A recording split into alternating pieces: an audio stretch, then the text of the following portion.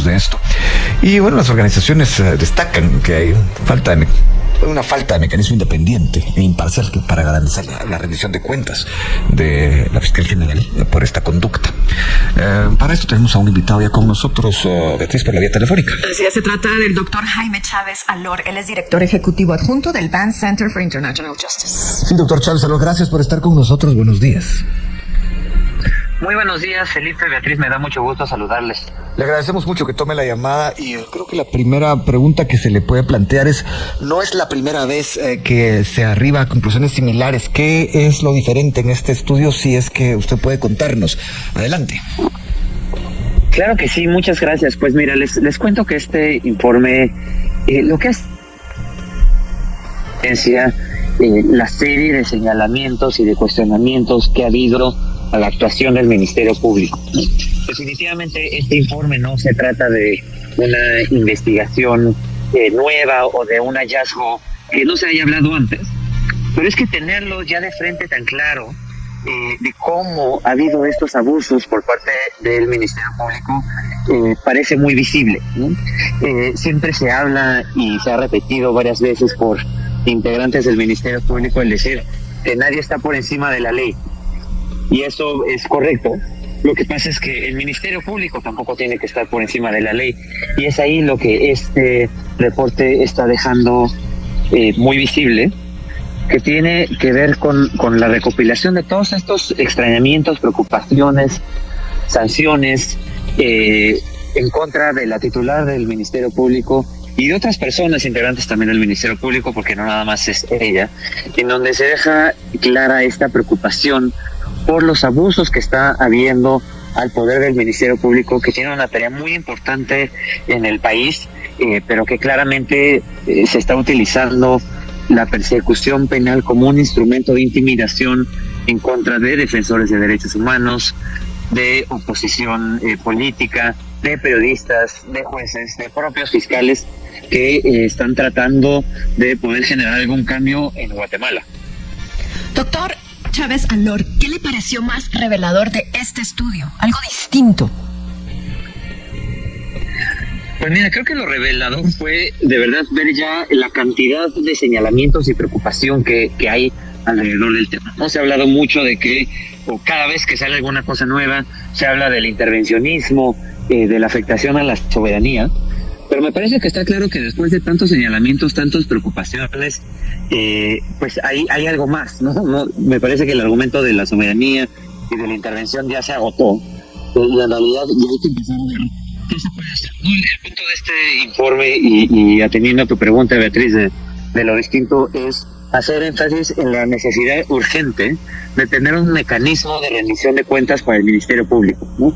Si todo el mundo está sujeto a la ley, el Ministerio Público también lo tiene que estar, y también tiene que haber un mecanismo para poder revisar una actuación que claramente está violando no solamente la ley guatemalteca, sino también los estándares internacionales y los tratados a los que el propio Guatemala se sujetó, ¿no? Entonces me parece que un punto importante del informe es el énfasis en que tiene que haber urgentemente un mecanismo de rendición de cuentas para el Ministerio Público. Y en este sentido, doctor, ¿podría contarnos usted si lograron hacer contacto con autoridades del Ministerio Público, conversar con ellos, conocer su punto de vista? No, el punto de vista ha estado muy claro desde el Ministerio Público, ¿no? Está también en el reporte recogido las respuestas que ha habido a estos señalamientos y a cada una de las cuestiones que el reporte señala, ¿no? De las diferentes comunicaciones de los países, de las sanciones, a la Comisión Interamericana, y ahí está recogido los argumentos del Ministerio Público, ¿no? Que pues no serían distintos en este caso, y que tienen que ver con el argumento de que hay que llevar a cabo todas las investigaciones y entonces todas las denuncias pues hay que tomarlas en cuenta, ¿no? Ahí por supuesto lo que falta es que se toman muy en cuenta algunas denuncias que vienen de ciertas supuestas organizaciones de la sociedad civil, como la Fundación contra el Terrorismo, pero no se toman en cuenta otras denuncias que vienen de las propias personas criminalizadas en contra de la criminalización o algunos casos de corrupción que han quedado en completa impunidad. Doctor Chávez Alor, usted recién nos acaba de mencionar que desean implementar o que sugieren implementar un mecanismo de rendición de cuentas. ¿Quién debería de implementarlo? ¿Esto debería de ocurrir dentro del Ministerio Público? ¿Tendría que ser externo? ¿Cómo lo visualizan? Mira, una de las cuestiones que normalmente pasa en los países tiene que ver con un mecanismo que viene desde el Congreso, desde el Parlamento, en este control político de posiciones de alto nivel para la titular del Ministerio Público, ¿no? Una reforma en el sentido de la que presentó el presidente Arévalo, sin pronunciarnos sobre el contenido de esa reforma específica, pero que está abriendo la discusión a qué mecanismo de rendición de cuentas puede tener la titular del Ministerio Público, ¿no? Y para las demás personas, pues sí, tendría que empezar por una cuestión interna. Lo que pasa es que pues es muy complicado, desde luego, que los propios fiscales estén investigando a ellos mismos, ¿no? Pero en otros países, pues esto es lo que sucede al final. Y hay un tema además muy importante que tiene que ver justamente con la coyuntura en este momento en Guatemala, que tiene que ver con que en muchos países las y los fiscales abusan de su poder, ¿no? Y utilizan el Ministerio Público como un instrumento de criminalización. Esto es común, esto pasa en otros países, pero generalmente no pasa a mayores porque hay una judicatura independiente que puede detener estos abusos. Entonces, los ministerios públicos pueden pedir todas las órdenes de detención que quieran y pueden pedir todos los antejuicios, pero si hubiera una judicatura independiente que pone alto a estos abusos, hasta ahí quedaría, ¿no? Se acaba de nombrar en Guatemala una Corte Suprema, también acaban de salir las salas de apelación, y entonces es muy importante hacer énfasis en que esas nuevas personas que ocupan las posiciones en la judicatura tienen que trabajar y resolver los casos de manera independiente si no se quieren convertir también en un instrumento de criminalización, ¿no? Porque en la medida que haya quien ponga estos altos a los abusos, es que se va a poder lograr tener verdaderos contrapesos. Doctor, me imagino que en el estudio que ustedes hacen de diferentes partes del mundo, se encuentran con países con un ministerio público, como usted lo describe, abusivo, criminalizador, y unas cortes que le paran la mano, lo frenan. ¿Qué países se parecen más a Guatemala en cuanto al planteamiento que ustedes hacen en este estudio? Mira, había varios ejemplos en la región, ¿no? Incluso en el país vecino México, te diría que es el caso de algunas fiscalías de algunos estados, incluso en la misma Fiscalía General ha habido unos casos que han sido muy concretamente señalados como venganzas personales del fiscal general, pero muchos de esos casos se han detenido a través de judicatura independiente, ¿no? Hemos visto en Costa Rica también algunos casos en donde la actuación del Ministerio Público tiene una cuestión política y una judicatura independiente ha podido detener algunos de estos casos, ¿no? Lo mismo ha pasado en países como Ecuador, en países como el Perú, en países también, por ejemplo, en Argentina, en Chile se ha visto, ¿no? Entonces, la tentación de abusar del poder de persecución penal es mucha, pero justamente para eso existen estos contrapesos, y es que la actuación del Ministerio Público tiene que ser revisada por jueces independientes. La CIDH, doctor Chávez Alor, recomienda una evaluación independiente del Ministerio Público. ¿Cuán viable la ve en estas circunstancias? Pues es un poco complicado, ¿no? Porque la CIDH a lo que le estaría apostando, y hay varias organizaciones internacionales que están empujando en este sentido, que tiene que ver con un mecanismo de un grupo de expertos internacionales, ¿no? Ahora, Guatemala, con los antecedentes de la CICIG, hay muchas dudas si se quiere esto o no, pero a mí me parece que tener un mecanismo muy específico para revisar la actuación del Ministerio Público tendría mucho sentido, ¿no? Porque de una revisión muy por encima de algunos de los casos de criminalización, quedaría claro que no hay argumentos, no hay razón jurídica, no hay los hechos que se están alegando, y que develaría claramente un abuso en la estrategia de criminalización que se lleva a cabo por algunos de los fiscales, y bueno, avalado por supuesto por la titular del Ministerio Público, ¿no? Entonces, poner en evidencia cómo estos casos están muy trabajados por encima, pues sería algo muy bueno.